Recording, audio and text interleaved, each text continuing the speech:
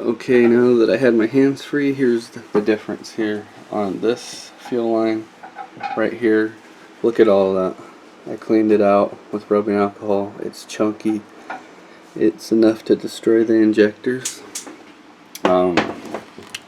This line right here that I bought, even though they're both the Chinese line, this is from cleaning this one, so just be aware when you're putting your fuel line on that some of these can get chunky and some of these are cleaner. So I'm gonna clean this one, even though it's already clean, I'm gonna clean it a second time just to be sure, and then run fuel through it, disconnected, but just have the hose and run it into a bucket, and that's it.